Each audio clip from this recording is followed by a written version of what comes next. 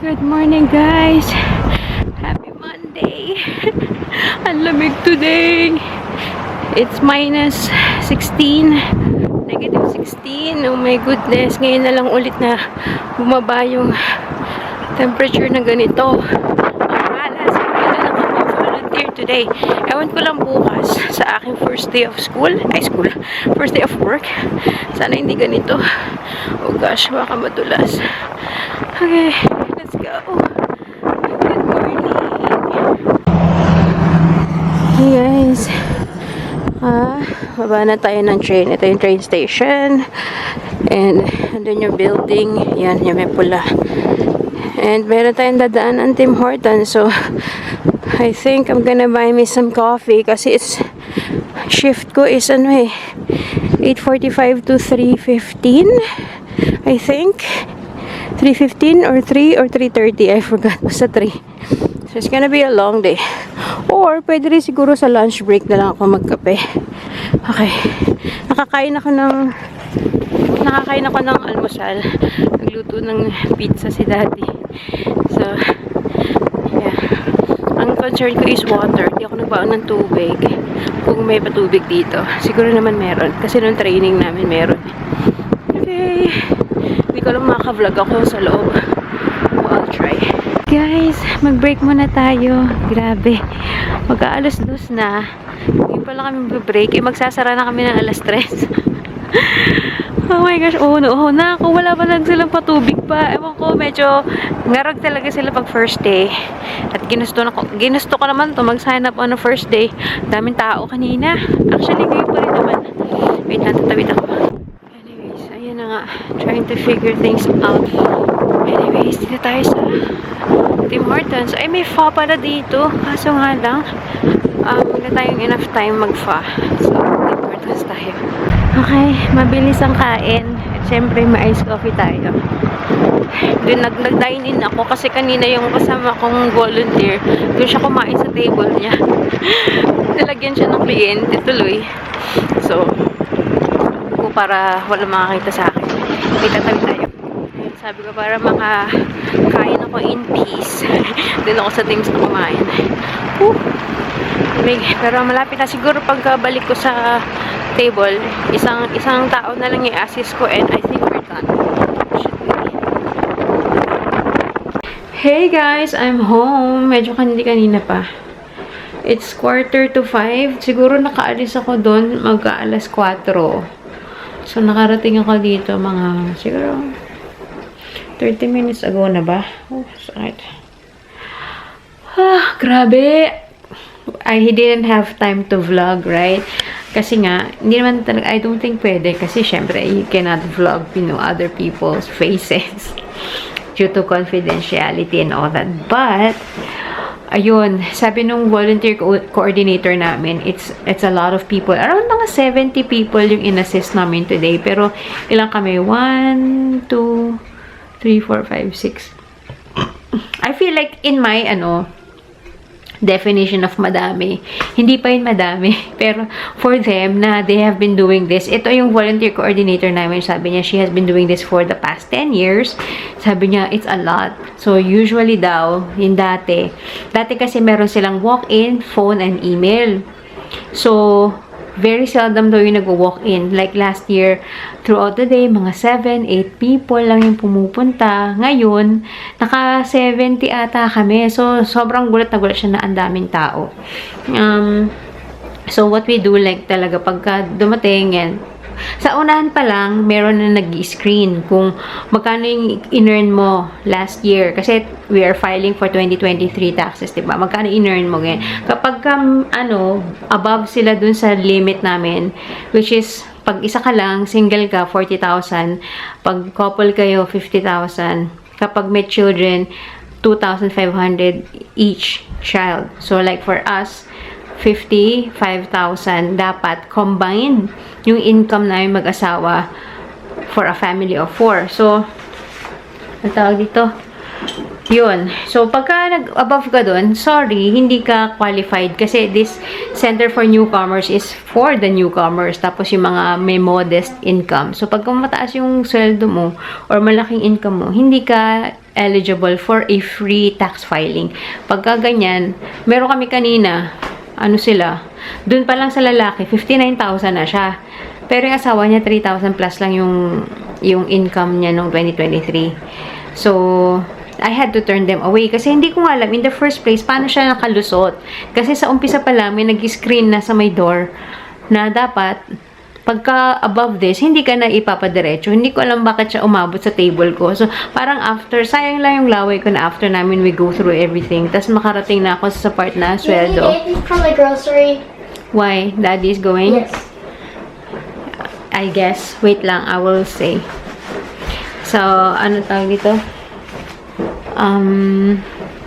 Yun. Nawala ako.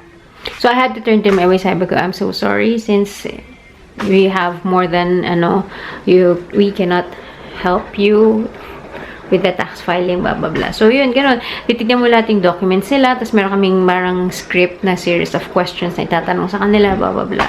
So, it will take, like, kung isa lang siya, siguro it will take around 15-20 minutes pag mag-isa lang siya. Pero pagka-couple sila, or like, mga 30 to 40 minutes. So, dire-diretso yung salita. Kasi nung umaga, nagka-technical difficulty kami dun sa file na kailangan namin, yung Excel file. Dapat lahat kami may access. Hindi ma-access. So, hindi kami on time nag-start. Tapos, ang tawag dito, ayun. Ano sabihin ko? Basta, so, it was a bit, overwhelming. Syempre, nag-discuss kami niyan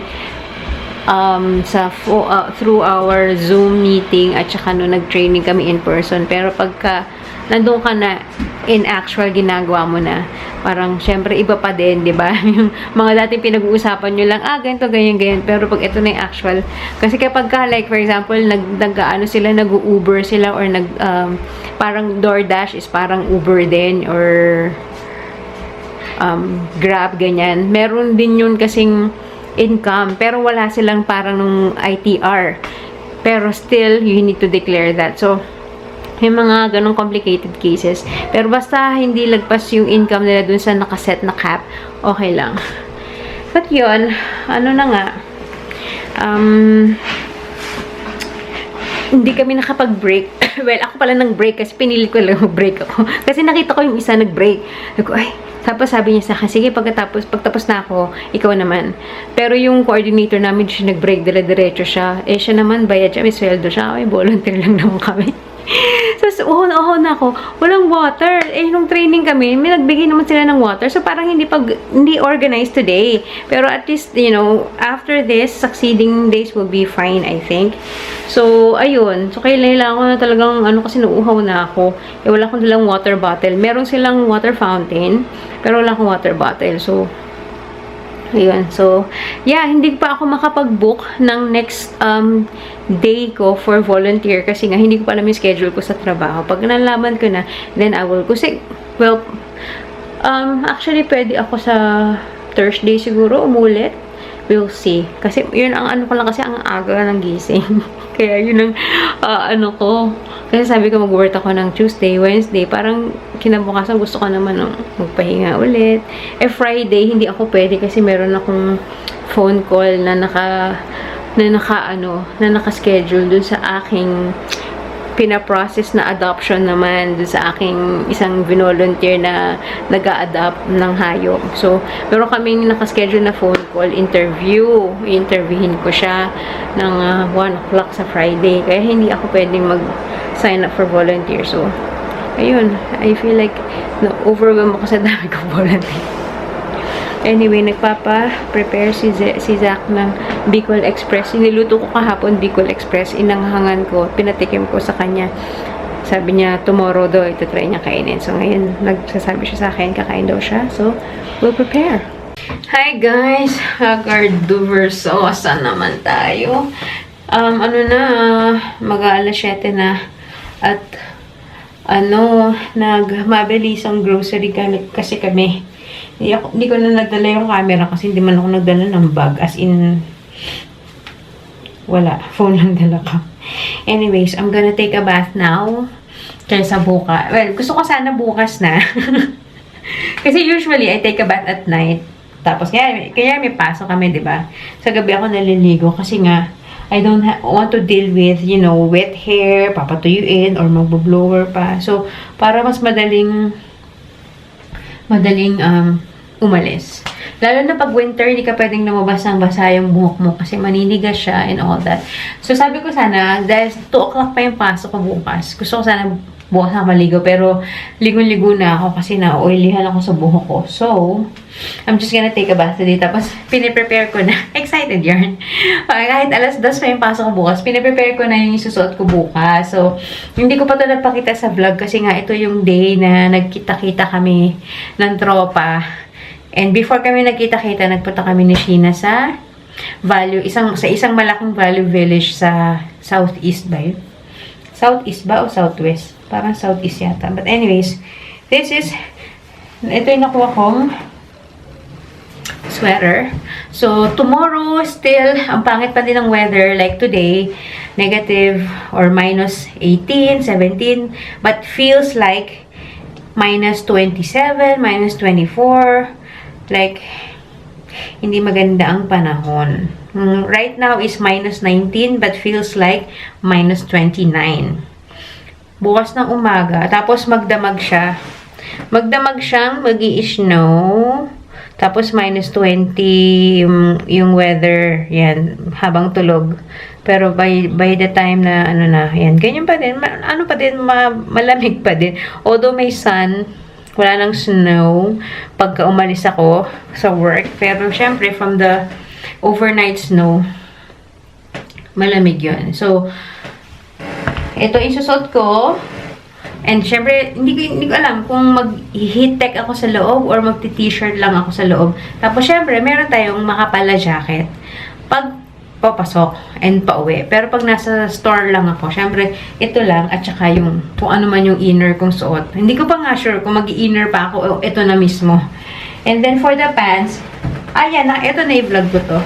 So, ito yung nag-iisa kong, pinlansya ko na to, but parang, pero yung steam lang na plancha kasi. In person, parang hindi naman siya lukot, pero sa camera, kita yung lukot. Anyway, so, ayan. Tapos, tinahi ko na lang siya on my own. Kasi nga mahaba. Mahaba yung length. So, ayan. Okay naman yung itsura. Diba? Straight naman, in fair. Kahit paano. Kasi nga, ayun. Dalawang tupi siya. Kaysa naman, I don't know kung sa maghanap ng alteration dito. Hindi ko sure. Tsaka kung bagano. Hindi ako na nagtahi. And yun, ito lang yung nag-iisa kong Columbia pants na ganito. Yung isa ko is yung parang pang-workout na hindi ko pa sure kung pwede ko nga suotin. So, magkakaalaman, titignan ko sa store bukas yung mga fellow babae kung ano yung suot nila. And siguro tatanong ko na rin. Ganyan. Tapos yun. Tapos, sa sapatos, since mas snow nga, susuot ko yung Sorel ko na snow boots na lang. Wala akong choice. Hindi naman. Kasi actually, kahapon, nag-Goodwill kami. May nabili akong white na sneakers, rubber shoes. Actually, Puma siya. But since white siya, tapos, parang beige lang yung sulat ng Puma sa likod. Hindi masyado kitang-kita. So, sabi ko, pwede na yun. Kasi nga, di ba, hindi pwede may brand. Pero, yun, since white siya, tapos, yung sulat ng Puma sa likod is parang beige color. Hindi masyado kita. Tapos, kung suot ko naman to, kasi, kita nyo to parang, parang pa-flare yung baba niya. You see? Di ba? Parang siyang pa-flare. So, patatakpan niya yung paligid ng sapatos ko. So, okay lang. So, yun lang ang problema ko kasi ito lang, feeling ko ito lang yung magagamit ko talaga yung sure ako. So, Wednesday, Thursday, ito susuot ko. Wala tayong choice. Tapos, titingin ako bukas sa store kasi nga, di ba may staff discount? Let's see kung magkano naman yun. Baka naman ang mahal pa din kahit may staff discount na pagkakaalaman. Actually, ito rin palang suot ko today. Wait lang. Naka-heat tech naman akong leggings din sa loob. Pero this is, feeling ko pwede rin ito. Pag malamig sobra. Nakuha ko din to sa Balubilis yata or Goodwill. But this is a brand from Costco. It's a snow pants. So, ganito din siya. Yung material niya is parang waterproof. Pero ito kasi mas makapal. May fleece sa loob. Ito wala actually. So, kailangan ko din talagang magdoble ng pangloob bukas kasi nga malamig eh. Ito, okay naman siya kanina sa akin. And may brand siya dito sa puwetan. Pero kung as long as matatakpan, pwede naman. So, actually, meron pala akong pamalit. Just in case, meron akong kapalitan nito. Itong Columbia. So, yun nga, sabi, okay lang naman yung kahit ibang pants as long as hindi kita yung brand. Pero yung style ng pants, hindi basa-basa. Hindi pwedeng denim, hindi pwedeng leggings, hindi pwedeng ganito. So, mostly yung mga ganitong ang tawag dito, water resistant. Not really waterproof, I think. Water resistant na tela. So, yun, guys. So, I'm gonna take a bath. Tapos, may nakasalang akong labada. I'm just gonna do that. And then, I will have to check my, yung ano ko. I need to check my emails. Kung meron akong parang update dun sa mga in-process ko. So far, dalawa pa lang naman. Pin-process kong adoption tsaka fostering dun sa ano ko, positive match na volunteer. And yeah, iniisip ko pa kung magsa-sign up ulit ako sa Thursday dito sa tax. Ang ano ko lang is yung aga ng gising. So, we'll see. Anyway, ayun lang guys. Thanks for watching. I hope I can edit this vlog. Baka mag-vlog ako bukas sa aking first day para ma-document natin. Pero syempre, while at work, I don't think I can vlog. But, yun. Anyway, yun lang. Bye guys! Thanks for watching. Good night!